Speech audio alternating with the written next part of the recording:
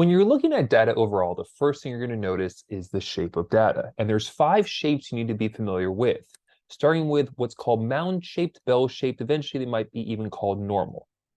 Then you have skewed left and skewed right. And the way to remember skewed left and skewed right is the skew is where it tails off. So skewed left would tail on the left.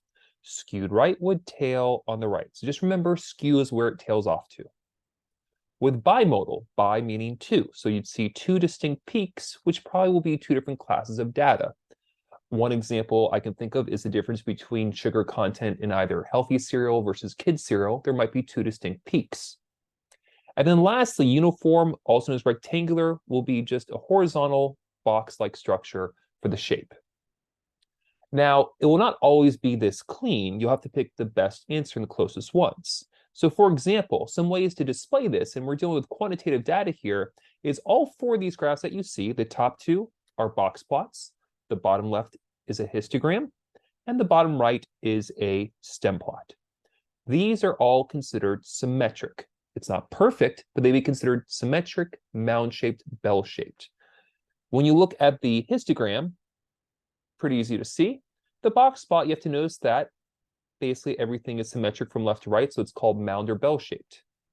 Now for these other 2, it might not be obvious. And the way you want to read data is you want to read it from smallest to largest, left to right, which means you either have to rotate your paper or rotate your screen or rotate your head one way or another.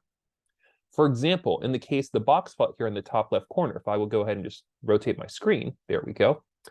Okay, what we can see overall is, we can see the box plot, well, I can't read it that way because it's not going smallest to largest, left to right, if you notice here overall. So instead, I've got to rotate it the other way. So now I'm rotating the other way, and I got to move around here.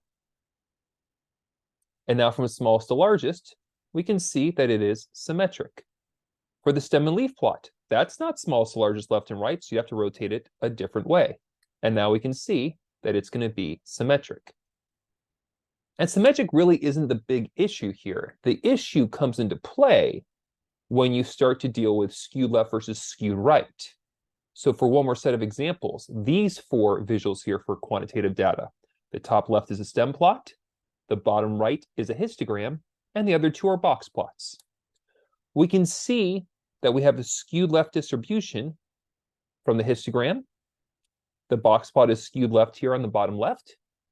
But these other 2, you got to be careful. Again, it's how you rotate. So for the stem and leaf plot, if I go ahead and rotate it,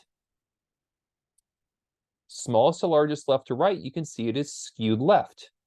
But that is not the case for the box plot that was vertical to begin with.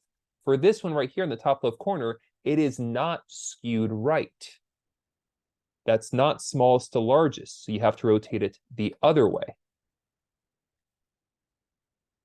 And now from here, we can see smallest to largest from left to right, it is skewed to the left. So do be mindful when you have to look at some type of vertical graph, and you have to either rotate the paper or your screen or your head to see the shape of the graph.